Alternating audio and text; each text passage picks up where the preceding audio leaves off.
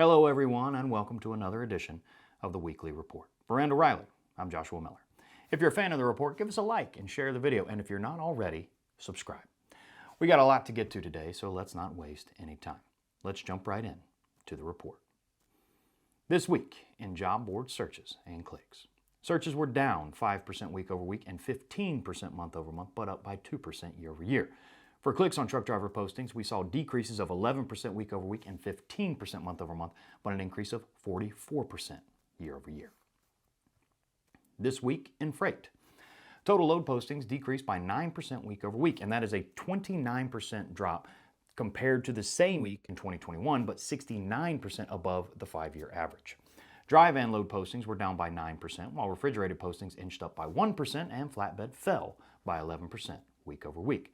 Overall truck availability was down 7% week over week as the overall load to truck ratio fell to its lowest level since December of 2020.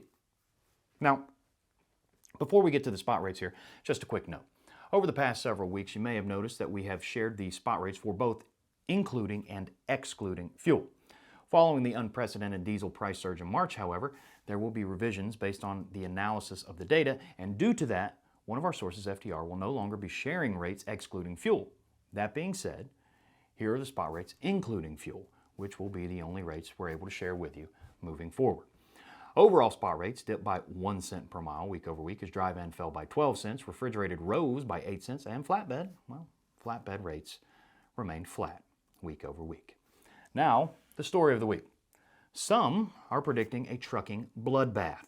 As we continue to see softening spot rates and record high diesel prices, some in trucking media have predicted a wave of bankruptcies to hit many smaller and newer trucking companies. These doom and gloom predictions have caused many publicly traded fleets to see their stock drop by double-digit percentages. But the question remains, is a freight recession really imminent? Well, Eric Starks, the CEO and chairman of FTR Transportation Intelligence, says no.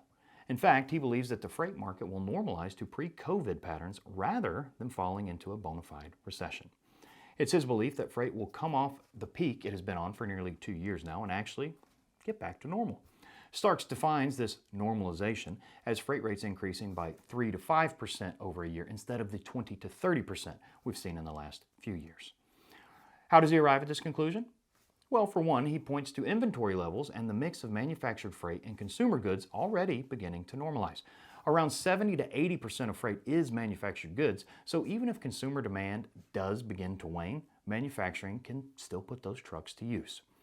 Since supply chain restraints continue to limit truck availability, the supply of trucks and drivers did not match the demand over the past year and a half or so. And while that was a bad thing for trucking companies over the past 18 months, it has actually served to kind of insulate the industry from the usual oversupply that typically coincides with the tail end of a boom. Though the upcoming months may not technically qualify as a recession, they will be tough for owner-ops and some carriers.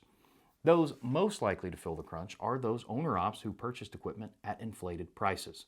Owner-operators are also most likely to feel the brunt of recent spot rate drops and the fuel cost increases. Drivers tend to work less when they bring in more money, so if loads end up being less profitable, owner-operators will likely end up taking on more loads and running more miles.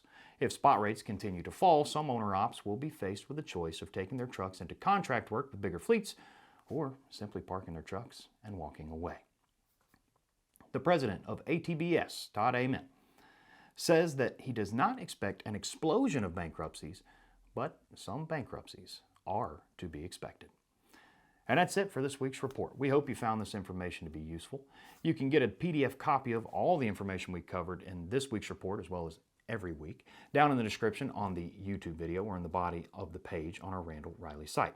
We look forward to seeing you again here next week when we take another look back to help you move forward. Until then, have a great week, everybody.